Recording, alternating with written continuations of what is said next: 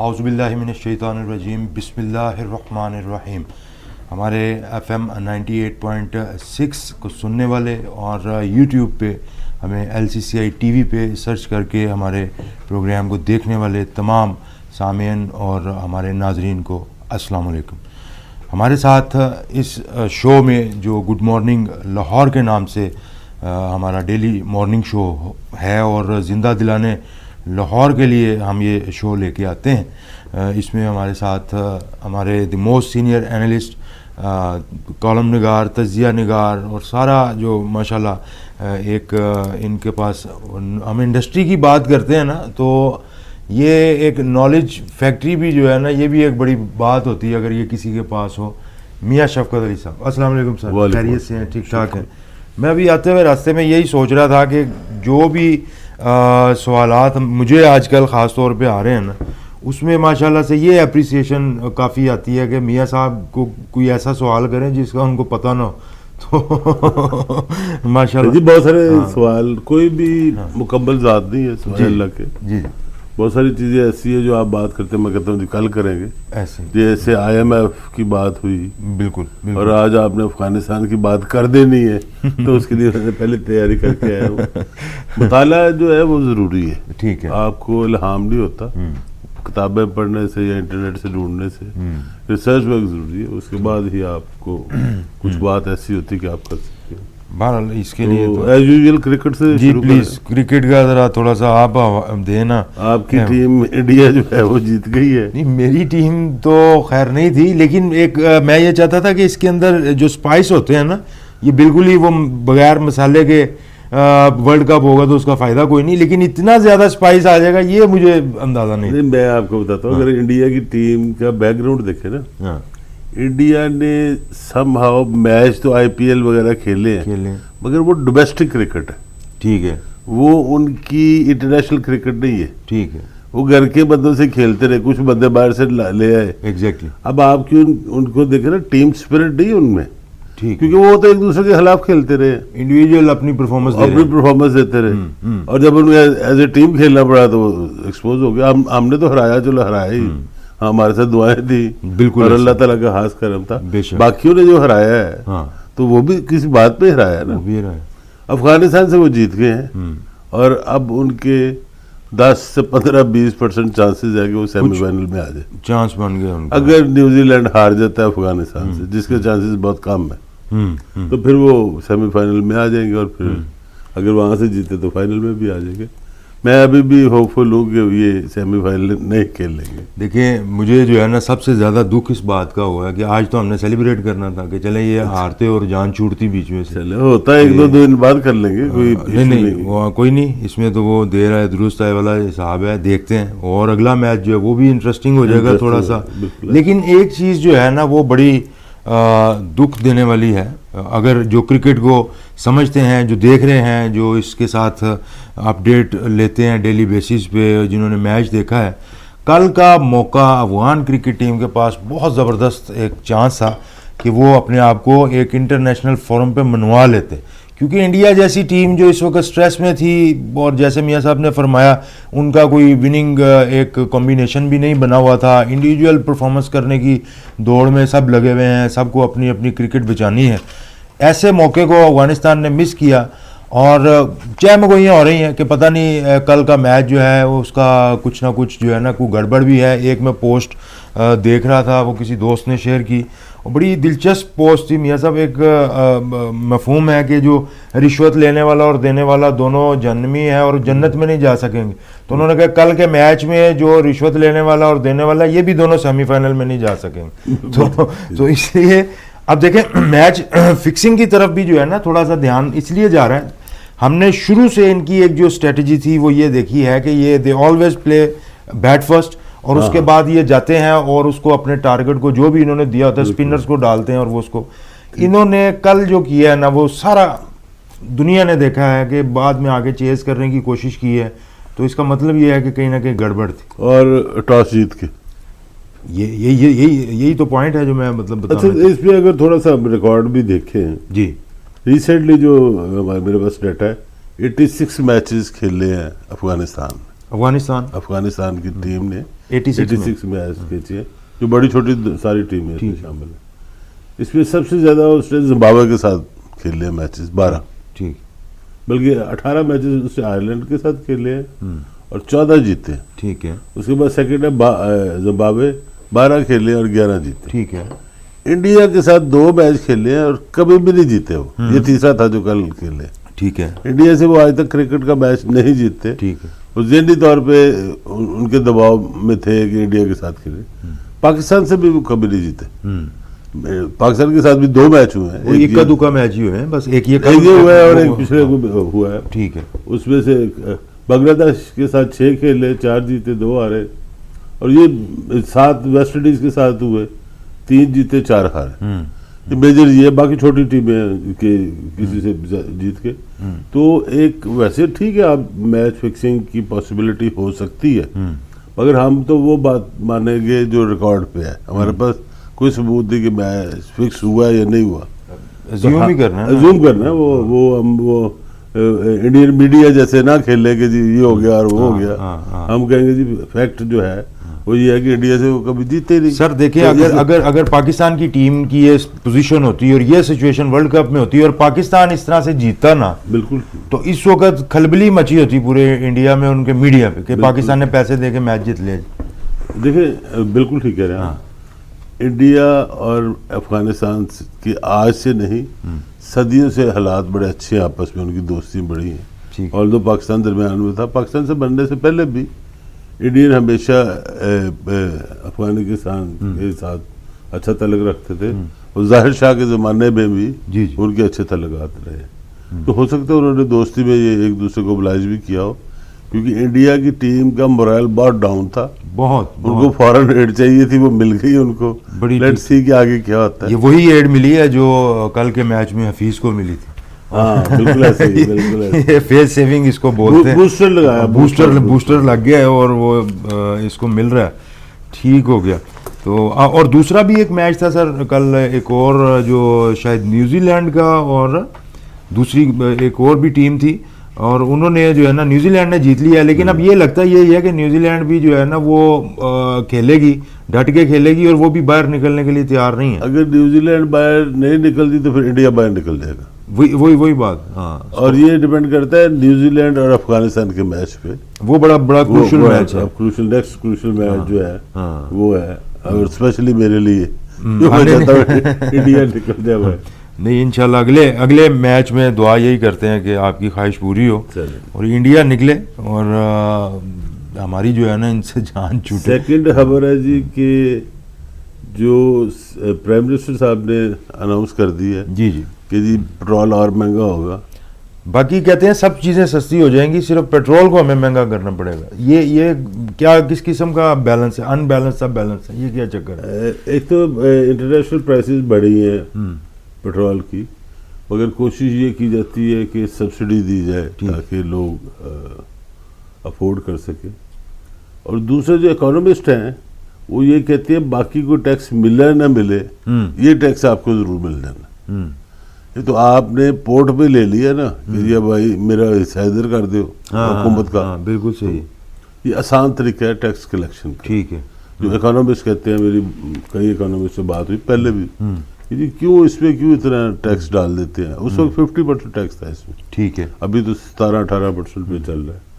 اب یہ عمران خان صاحب کو بات سمجھ آ گئی ہے کہ یہ ٹیکس والا کلیکشن کا طریقہ آسان ہے، بجائے ہم افسروں کے تھرو ٹیکس کلیکٹ کریں. ٹھیک ہے. 2 طریقے، ایک ڈائریکٹ ٹیکس کا اور ایک انڈائریکٹ ٹیکس کا. یہ انڈائریکٹ ٹیکس ہے. ٹھیک ہے. جو آپ یہ لے رہے ہیں ہے یہ سیل ٹیکس ہی ہے، مگر لے انڈائریکٹلی لے. تو یہ آسان طریقہ ہوتا ہے کہ اب وہ اس میں ریلیف دینے کے لیے تیار نہیں ہے کہ اس میں 17% کی بجائے 7% کر دوں یا 10% کر دوں. کہتے ہیں نہیں جی یہ لینا ہے، اور اس میں ہم پرائسز بھی انٹرنیشنل پرائسز پہ لیں گے. ٹھیک ہے.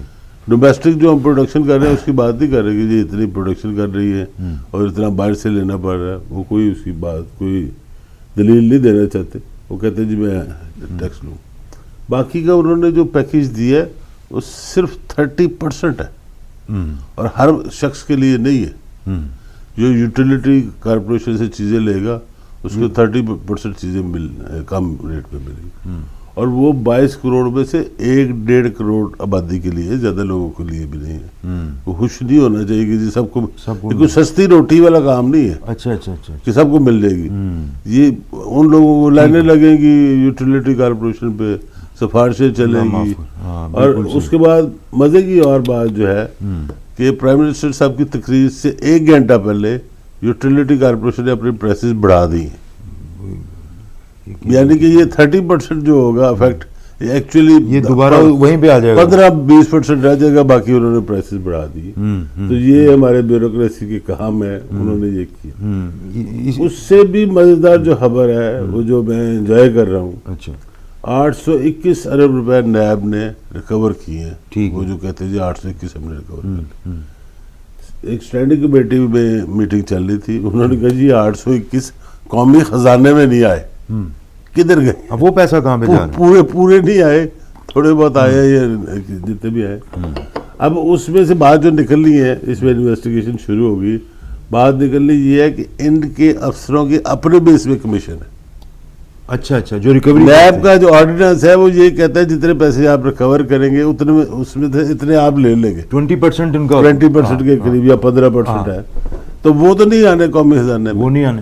اصولاً یہ طریقہ ہوتا ہے کہ جی پہلے ایک دفعہ جمع کرائیں قومی خزانے میں، پھر آپ وہاں سے لیں. ٹھیک ہے. انہوں نے کہا جی جمع کیا کرانے ویسے ہی لے لو، پتہ نہیں بعد میں مل رہے ہیں کہ نہیں مل رہے. گورنمنٹ سے فنڈ واپس لینے کو آسان کام نہیں ہے. بالکل. آپ روزمرہ کام کرتے ہیں، سیل ٹیکس کا ریفنڈ لینا ہو تو 2 سال لگ جاتے ہیں. بالکل ایسے ہی. انہوں نے کہا جی جمع ہی نہ کراؤ، پہلے لے لو اپنے کھاتے میں سے. اچھا. یہ بھی ایک نیا کام عجوبہ ہوا ہے، اور یہ شاید پہلے سے چل رہا ہو. ہمیں یہ نہیں پتا یہ کب سے چل رہا ہے. یا موجودہ جو ہے ڈی جی صاحب انہوں نے کیا ہے.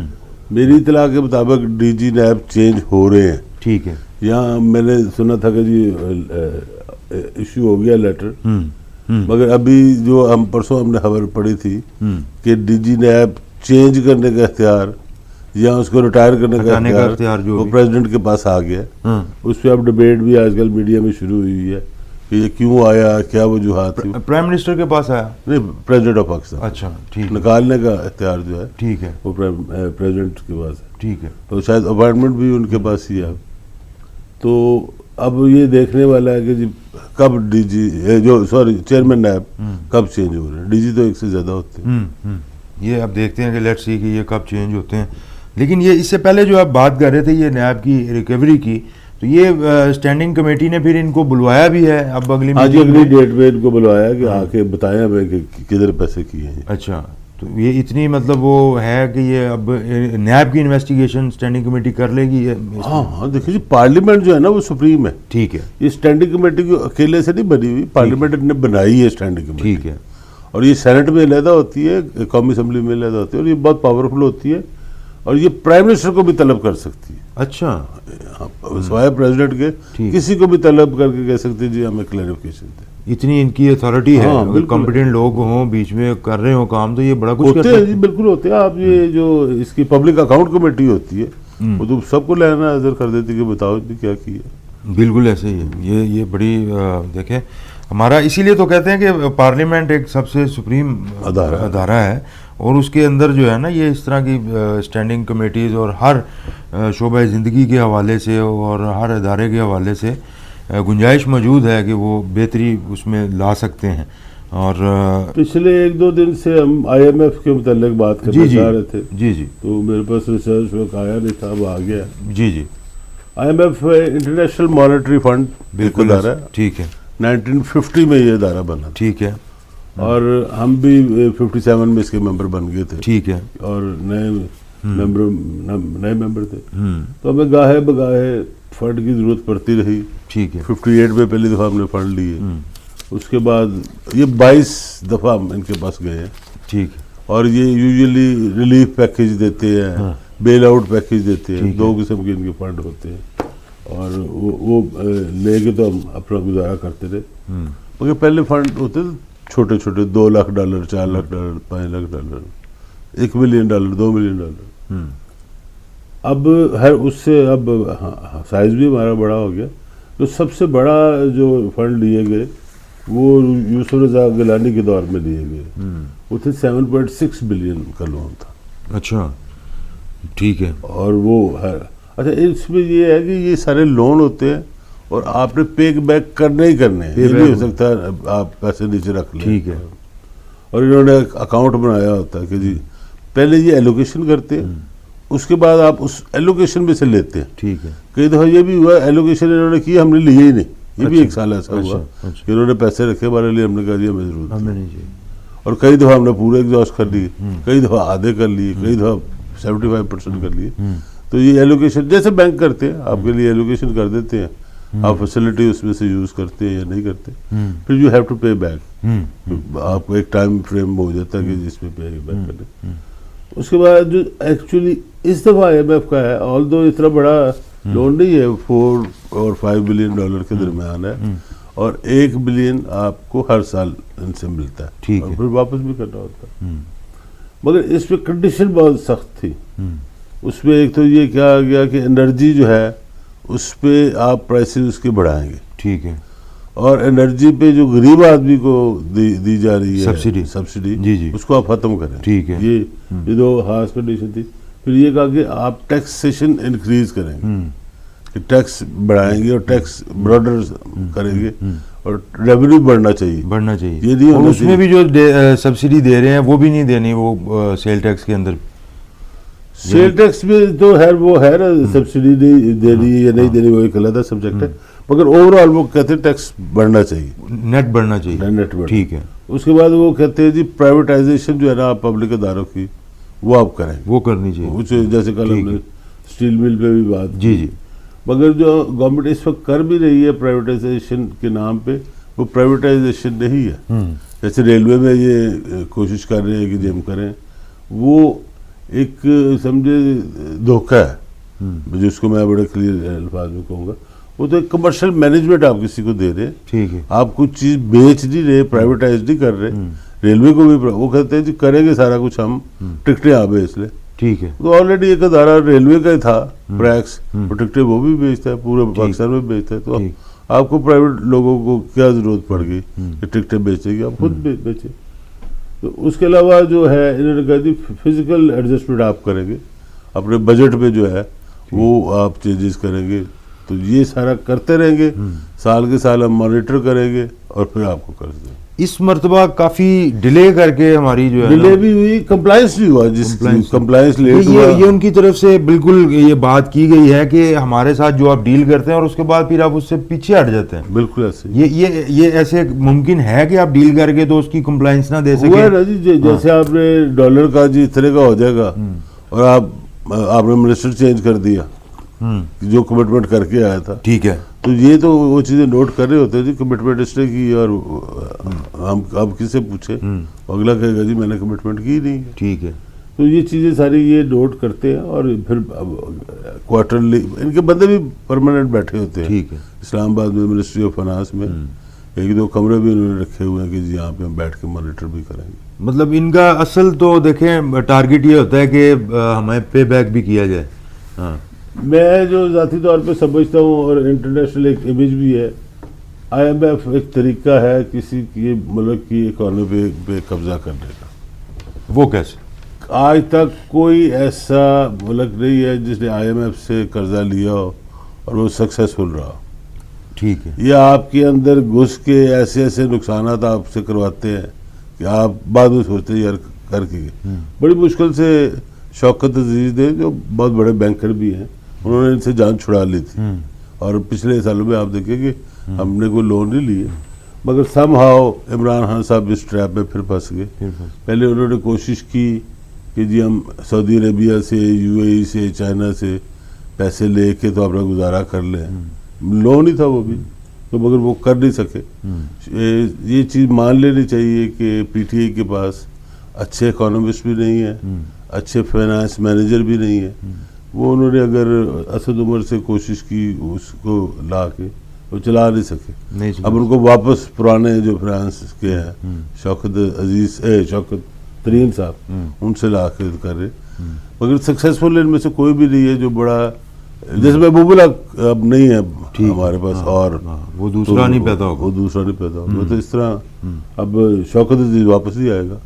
آلدو جیسا بھی پرائم منسٹر تھا فائنانس کے حساب سے وہ بڑا اچھا تھا کہ اسے اچھے بینکر تھے تو انہوں نے بڑے اچھے طریقے سے مینیج کیا ہوا تھا. تو یہ آپ بتا رہے تھے کہ یہ آئی ایم ایف جو ہے مرز وجود میں 1950 میں آئی تھی جی. اور یہ پہلی دفعہ پاکستان نے کب رجوع کیا تھا ان سے؟ 57 میں ہم ممبر بننے تھے. اچھا. اس کے ایک بیسیکلی کلب ہے ٹھیک ہے جس کے ممبر ہوتے ہیں اس کی فیس ہے. ٹھیک ہے. اس کے 57 میں ہم ممبر بن گئے. 58 میں جو ہے وہ میں پہلی دفعہ لون ہم نے اپلائی کیا. ٹھیک ہے.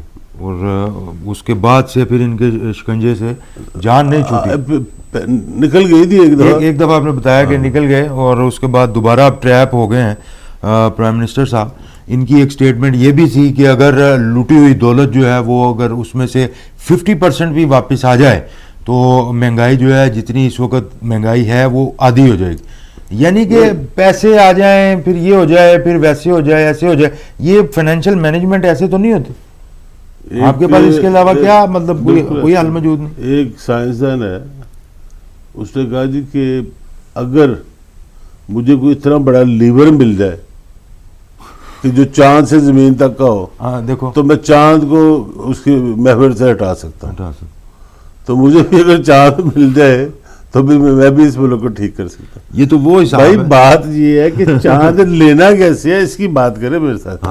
چاند مل جائے گا تو ملک تو ٹھیک ہو جائے گا. لینا کیسے چاند کی وہ ہمیں بتائے. آپ نے الیکشن لڑا ہے انبلیویبل. تو وہ اب چلے جو اور ہماری قوم کو اس طرح کی تھوڑی سی گفتگو سننے کا مزہ بھی آتا ہے، وہ اس چیز کو انجوائے کر لیتے ہیں. دیکھیں آج کل جیسے ایک ریس لگی ہوئی ہے نا چینی کی اور پیٹرول کی، پرائسز آلموسٹ سیم ہے. یہ کسی زمانے میں ہمارے جب ڈالر کوئی 100 کے آس پاس تھا تو وہ اسٹیل کا ریٹ بھی 100 روپیہ تھا نا، تو وہ ہمیں یہ ہوتا تھا کہ $1 1 kg. تو یہ ہوگا. اگر آج ویسے جس طرح کی سوچ خان صاحب رکھتے ہیں نا ہمارے پرائم منسٹر صاحب، ان سے پوچھیں تو وہ ضرور آپ کو اس چیز پہ بھی قائل کر لیں گے کہ لویا دیکھو ہو گیا 300 روپے کلو تو ڈالر 170 روپے کلو، تو کتنے مہنگائی ہوئی. تو اسی نوٹ کے اوپر ایک چھوٹی سی بریک بھی لیں گے. سجاد علی صاحب کا گانا جو ہے وہ آپ سنیں، اس کو انجوائے کریں. آتے ہیں ایک چھوٹی سی بریک کے بعد. بزنس مین کے پاس کیا مراحت ہیں اور اس کی جو جاب ہے وہ اس کو کب تک کرنی چاہیے؟ تو یہ ایک بڑی میرا خیال ہے میاں صاحب یہ پورا ایک لمبا ایک سیگمنٹ اس کے اوپر پراپر ہونا چاہیے. آپ کا کیا ہے؟ آج تھوڑی سی بات اس کے اوپر تھوڑی سی آپ آج بات کر لیں. اس پہ گھنٹوں بات ہو سکتی ہے. لبے لباب یہ ہے کہ بڑھاپے میں آ کے نا جس بندے نے ساری زندگی خدمت کی ہے، گھر والوں کی محنت کی ہے، کاروبار کیا ہے، اپنے آپ کو اسٹیبلش کیا ہے، اب ایک سٹیج لائف کی ایسی آ جاتی ہے کہ وہ انہی کے اوپر بوجھ بن جاتا ہے. تو وہ کیا ایسی پلاننگ کرے کہ اپنی 60-70 سال کی عمر میں جا کے وہ سوسائٹی پہ لائبلٹی نہ بنے، اس کا وہی بھرم برقرار رہے جو اس کا پہلے تھا. تو کب سے یہ پلاننگ کرنی چاہیے؟ ٹھیک ہوگا. یہ صاحب جو ہے یہ بزنس مین ہے. جی. کتنی ایج ہے ان کی؟ یہ میرا خیال ہے اس وقت 40 کے آس پاس ہوں گے ہمارے مارکیٹ کے دوست. صرف 40 کے؟ ہاں ماشاءاللہ بڑی اچھی پلاننگ سوچ کے رکھی ہوئی ہے. نہیں انہوں نے رائٹ ٹائم پہ ویسے سوچ لیا ہے کہ کیونکہ ہاں بالکل بہت اچھی بات. اب 60 سال کا بندہ پلاننگ کرنی شروع کرے گا تو وہ آئی تھنک کہ وہ لیٹ ہے. ٹھیک. ہاں اچھا پہلے تو ہمیں یہ دیکھ رہے ہیں کہ پاکستان میں کون سا سکسیسفل بزنس ہے میں نے جی اور اس کی ایج کیا ہے. ٹھیک ہے. آپ کے نالج میں کیا ہے؟ ہمارے نالج میں تو یہی ہے کہ میاں منشا صاحب کو سمجھ، میاں منشا دیکھ لو، ملک ریاض صاحب دیکھ لو، اپنے میاں انجم نثار صاحب نو دیکھ لو. دیکھو یہ سارے 60s میں ہیں، کوئی 70 میں ٹچ کر رہا ہوگا. ایک صاحب 95 کے بھی ہیں. اچھا. اور بزنس بڑا سکسیسفل آج بھی کر رہے ہیں. ٹھیک ہے. ان کو کیوں نہیں ہم آئیڈلائز کرتے؟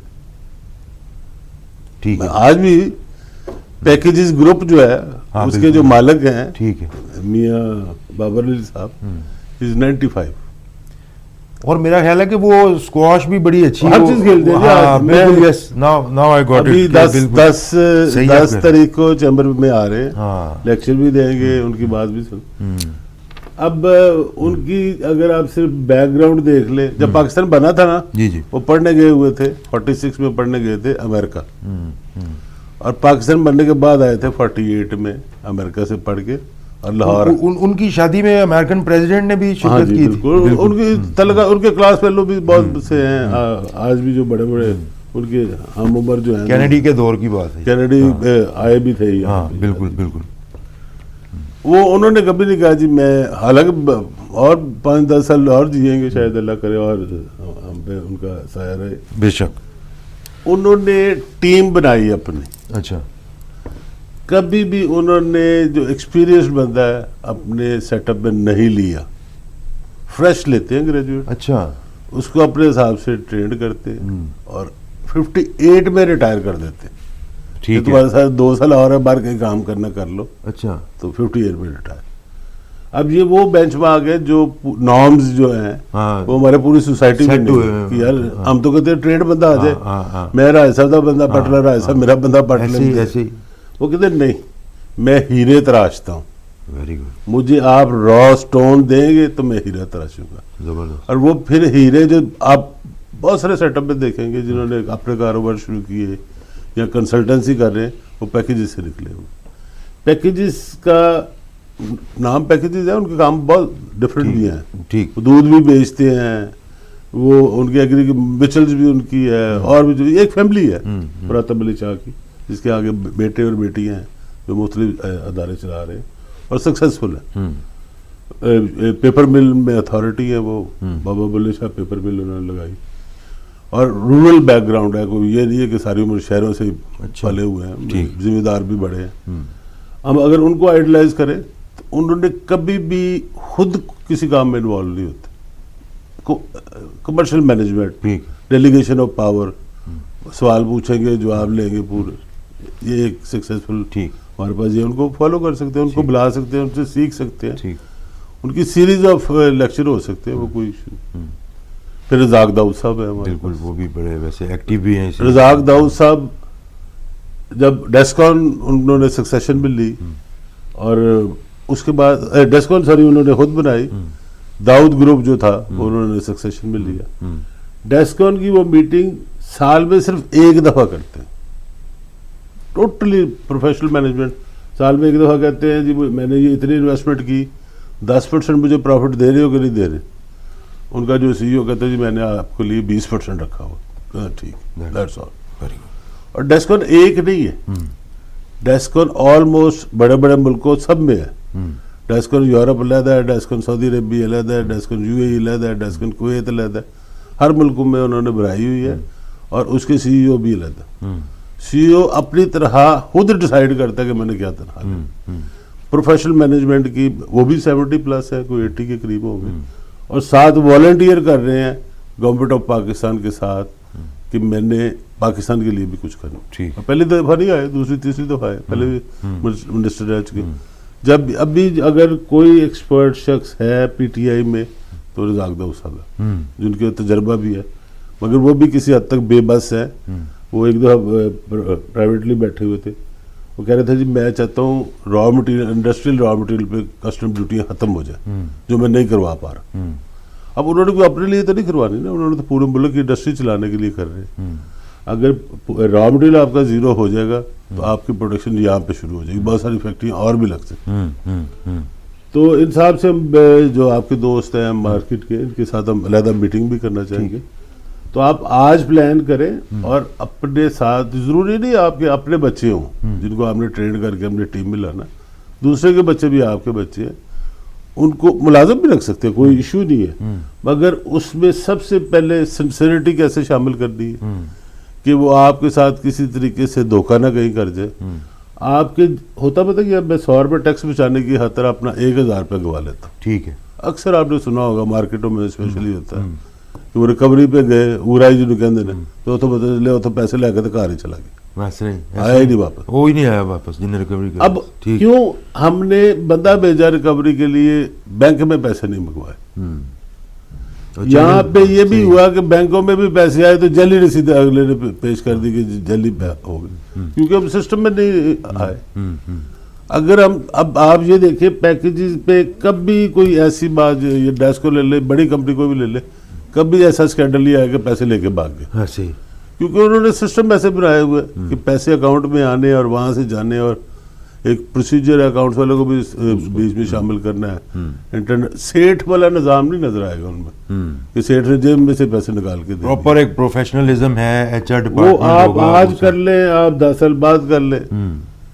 جو Alibaba.com کے جو چائنیز انٹرپرینور ہے وہ یہ کہتے ہیں کہ 40 سال تک آپ نئے نئے وینچر کریں، اٹھیں گرے کوئی ایشو نہیں، 40 کے بعد آپ نے کوئی غلطی ریپیٹ نہیں کرنی، پھر آپ نے وہی کرنا ہے اس طرح 50 کے بعد آپ نے کام نہیں کرنا، کروانا ہے، اور 60 کے بعد آپ نے پیسے پروفٹ گننا ہے، جیسے میں نے رزاق داؤد کا بتایا کہ پروفٹ گنتے ہیں، باقی کہتے کر ہی رکھو جو بھی.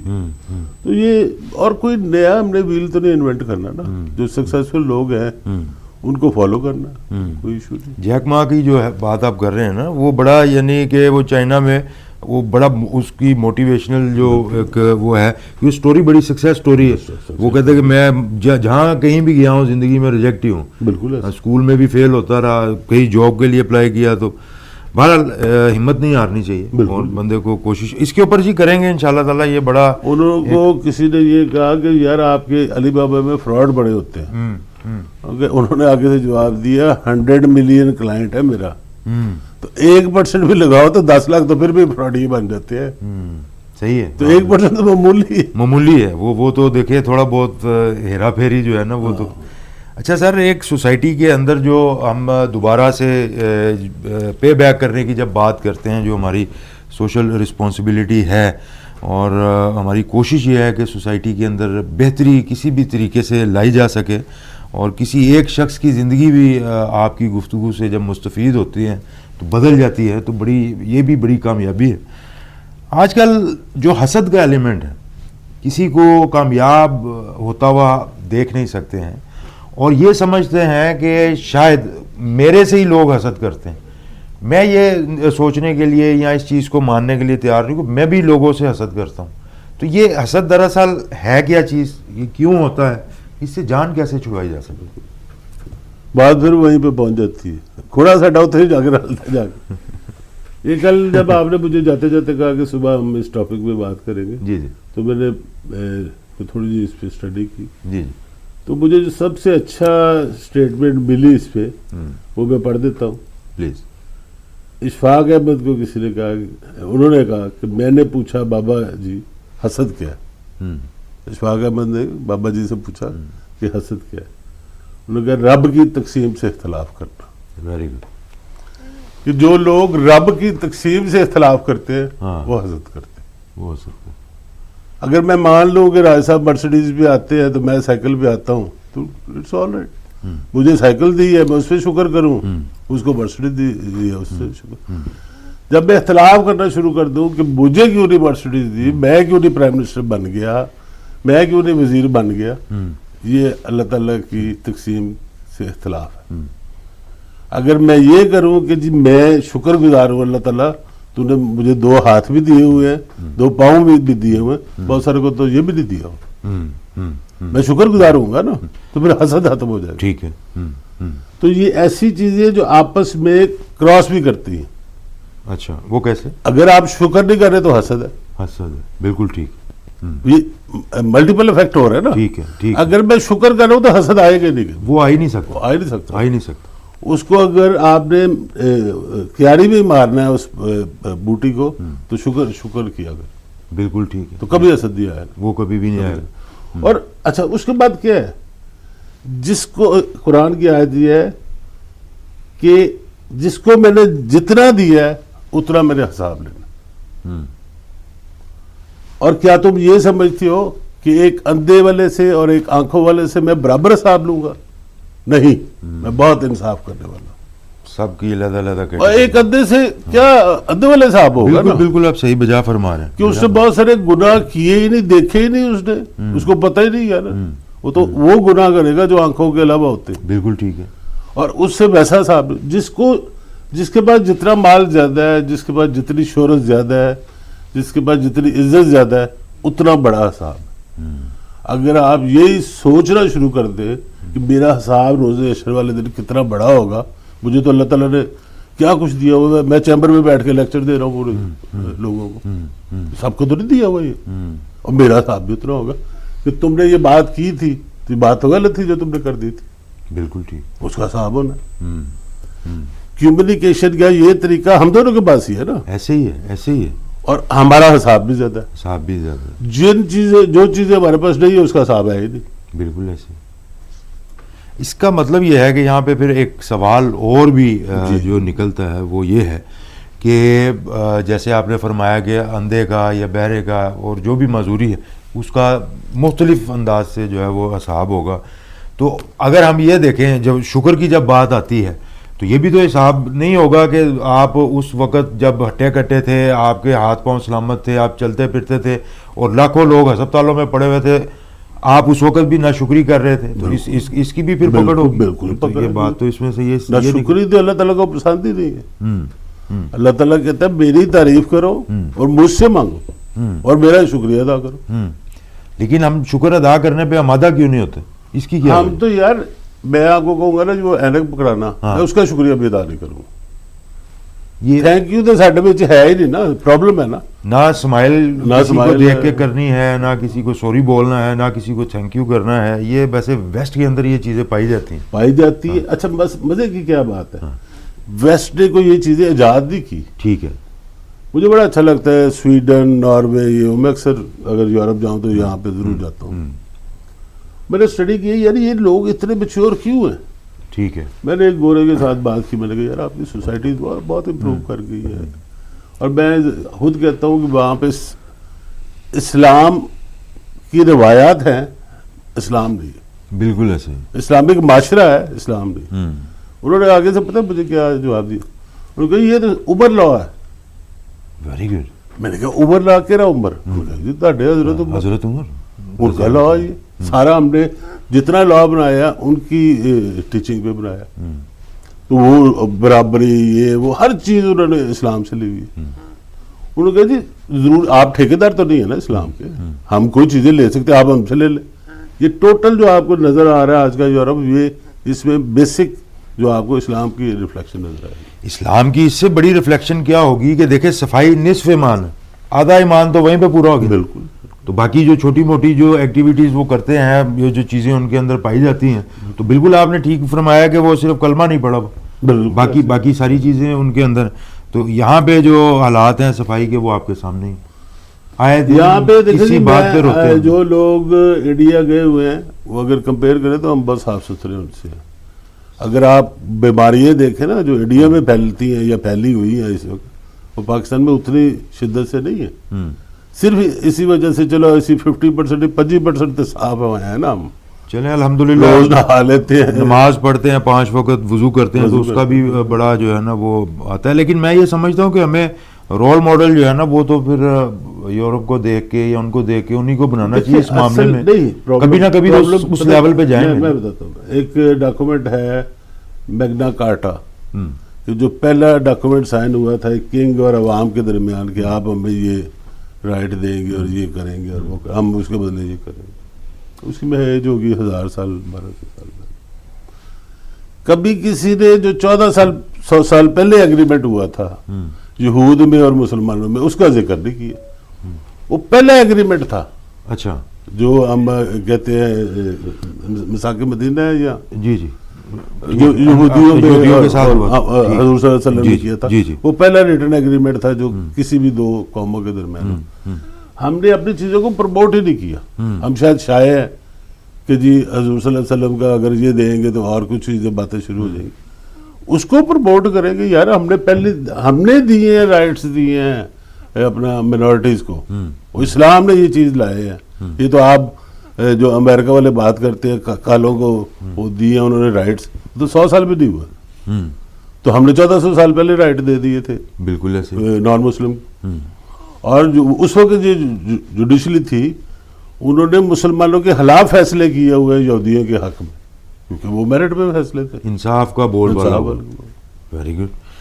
چلیں یہ تو بڑی خوشائند بات ہے اور ہمیں اس کے اوپر غور کرنا چاہیے. اور کہیں بھی محفلوں میں بیٹھے ہیں, کہیں بھی آپ اٹھے بیٹھے تو یہ بات ضرور کریں کہ دنیا میں جتنے بھی ایون کہ آپ دیکھیں سلطنت عثمانیہ میں جو کام اس زمانے میں کیے ہیں مسلمانوں نے, وہ آج تک یورپ کو لے کے اسپین کے اندر جتنی جدت آئی وہ تو اس دور میں آئی تھی. اور یہ بھی ایک لمبا چیپٹر ہے, اس کے اوپر بھی سلطنت عثمانیہ 800 سال کا ہے, اس کے اوپر تو تھکنا آپ نے پروگرام ختم نہیں ہونا. چلے, اور میرا خیال ہے کہ آج کے پروگرام کا جو ہے نا ہمارا ابھی ہے آپ کے پاس کوئی اور کوئی بات کرنی ہے تو نہیں, یہ تو اب آپ کے اوپر ڈیپینڈ کرے گا. آپ بتائیں کہ سوال ہے تو سوالات تو بہت زیادہ ہیں, سوالات تو ختم نہ ہونے کا ایک سلسلہ ہے. اس کے جاتے جاتے ایک میں پوچھنا چاہوں گا کہ ہمارا یہ جو وفاقی ٹیکس محتسب کا ادارہ ہے, اس میں ہمارے پریزیڈنٹ صاحب کو ایڈوائزری کمیٹی میں لیا گیا ہے, اس کی کیا ضرورت ہوتی ہے اور یہ کیا کس طرح پرفارم کرتے ہیں؟ جو ہے نا جی, یہ ادارہ یہ اس وقت بنایا گیا جب دیکھا گیا کہ جو جوڈیشلی کا ٹریک ہے وہ بہت سلو ہے. ٹھیک ہے. اور اس لیے فاسٹ ٹریک پہ ایک ادارہ بنایا گیا وفاقی محتسب کا. اس کے بعد پھر ٹیکس کا علیحدہ بنا دیا گیا, عورتوں کے لیے علیحدہ بنا دیا گیا. یہ آپ جہاں یہاں پہ جاتے ہیں آپ کو کوئی وکیل کی بھی ضرورت نہیں ہے. ٹھیک ہے. آپ اپنے ایویڈنس لے کے جاتے ہیں کہ جی میرے ساتھ زیادتی ہوگی, فلاں افسر نے مجھ سے ٹیکس لے لیا یا مجھ پہ فالتو بنا دیا. ٹھیک ہے. یا کسی بھی وفاقی علیحدہ ہے, صوبائی علیحدہ. ٹھیک ہے. وفاق کی بات ہم کر رہے ہیں, وفاق کے پاس آپ چلے جاتے ہیں, وہ سنگل بندہ سن رہا ہوتا ہے. ٹھیک ہے. وہ یوزلی ایکس جج ہوتا ہے یا اس لیول کا سپریم کورٹ کا جج ہوگا. ٹھیک ہے. یا ہائی کورٹ کا جج. وہ 2-4 ہیئرنگ کر کے تو فیصلہ کر دیتا ہے جی. ٹھیک ہے. اب اس فیصلے کی اپیل جو ہے صرف پریزیڈنٹ آف پاکستان کے پاس. اچھا. یہ نہیں ہے کہ آپ اس کے بعد سول کورٹ چلے جائیں, پھر سیشن کورٹ چلے جائیں, پھر ہائی کورٹ چلے جائیں, پھر سپریم کورٹ چلے جائیں, اور پھر سپریم کورٹ کی ریویژن میں چلے جائیں. ٹھیک ہے. وہ 20 سال کا ٹائم لگتا ہے اس کو. یہ آپ کا 6 مہینے 8 مہینے میں فیصلہ ہو جاتا ہے. پریزیڈنٹ آف پاکستان جو ہے 99% وہ اس فیصلے کو نہیں چھیڑتے. جو ہوا وہ کہتے جو سے. مگر ایسی بھی ایگزامپل ہیں انہوں نے چھیڑا بھی ہے, اور ایسی بھی ایگزامپل ہے میرے اپنے کیس کی کہ انہوں نے چھیڑا, میرے خلاف فیصلہ کر دیا پریزیڈنٹ آف پاکستان نے. میں نے اپیل کی کہ انہوں نے مجھے سنا ہی نہیں ہے تو میرے خلاف فیصلہ کیسے کر دیا. ون سائیڈڈ ڈیسیژن لیا تو پریزیڈنٹ صاحب کو واپس لینا پڑ گیا. اچھا. جی میں اپنا فیصلہ واپس لیتا ہوں, محتسب صاحب کا فیصلہ اپرائٹ کر دیتے. تو یہ بھی ہے. اب کیونکہ ہمیں لا کی اویئرنیس نہیں ہوتی, میں کہتا جی پریزیڈنٹ آف پاکستان نے میرے خلاف فیصلہ کر دیا تو میں کیا کروں, کیونکہ میں نے لا پڑھا ہوا تھا کہ یار مجھے سنو گے تو فیصلہ کرو گے نا. بالکل ٹھیک ہے. اور تارڑ صاحب تھے اس وقت. ٹھیک ہے. تو میں نے کہا جی آپ نے سنا ہی نہیں مجھے, میرا حق ہے نا, میں کمپلیننٹ ہوں, میرے خلاف میرے حق میں فیصلہ ہوا ہے, رفیق تارڑ صاحب آپ نے محرف کر دیا ہے, اب مجھے سنے تو صحیح. ٹھیک ہے. وہ نہیں سنا تو یہ ہمارے جو لاہور چیمبر کے ممبرس ہیں ان کو پریزیڈنٹ صاحب کا اس کمیٹی میں آنا یہ کس طرح فیسیلیٹیٹ کرے گا؟ دیکھو جی وہ فیسیلیٹیٹ اس طرح کر سکتے ہیں کہ ان کے پہلے تو خود ہی یہاں پہ کر لیں کہ جی واقعی یہ کیس بنتا بھی ہے کہ نہیں بنتا. آپ نے یہ ڈیسائیڈ کرنا ہوتا ہے یہ کون سی کورٹ میں کیس چلنا چاہیے, وہاں کے محتسب کے چلنا چاہیے, سول کورٹ میں چلنا چاہیے, یا ٹیکس والی کورٹ میں چلے, اس میں ہو سکتا ہے. ٹھیک ہے. یہ بہرحال بڑی ایک اچھی خبر ہے, بہت خوشائند خبر ہے. لاہور چیمبر کا جو کردار ہے وہ آپ کے سامنے ہے, اور ہماری حتی الامکان کوشش تو یہی ہے کہ گائے بگائے آپ کو ہم سارے ٹاپکس کے اوپر اپڈیٹ دیتے رہیں, اور ہماری روزمرہ زندگی میں جو بھی حالات حاضرہ کے مطابق معاملات چلتے ہیں آپ کو اس سے اپڈیٹ کرتے رہیں. آج کا ہمارے پروگرام کا وقت اب ختم ہوتا ہے, اور انشاءاللہ تعالی بشرط زندگی پھر آپ سے کل ملاقات ہوگی. ہمارے یوٹیوب چینل پہ LCCI TV ہے, اس کو آپ سبسکرائب کریں, اور ہمیں واٹس ایپ پہ جو ہم نے اسکرین پہ آپ دیکھ رہے ہیں نمبر دیا ہوا ہے, اس کے اوپر ہمیں میسیجز آپ بھجوائیں اور ہمارے پروگرام میں آپ شرکت کریں, اور ہم انشاءاللہ تعالی مشکل سے مشکل سوال بھی آپ بھیجیں گے تو وہ میاں صاحب سے اس کا کوئی نہ کوئی ود کنکریٹ سالڈ جس کو آپ بولتے ہیں نا کہ ان کے پاس ڈیٹا بھی ہے اور پورا اس کا ایک ریفرنس ہوتا ہے, تو جواب لے کے تو آپ کو دیں گے. میں دوبارہ عرض کر دوں کہ میرے پاس حاضر جواب نہیں ہوتے, جو ہوتے ہیں وہ میں ضرور دوں گا, جو نہیں ہوں گے 1-2 دن کے بعد دے. ڈیٹا کی بات کی ہے تو اس کا مطلب یہ ہے کہ پھر ریسرچ ورک کرنا پڑے گا نا تھوڑا سا. اپنا خیال رکھیے اور اپنے گرد و نواح کے میں دیکھیں, لوگوں کا خیال رکھیں. انشاءاللہ پھر ملاقات ہوگی. اللہ حافظ.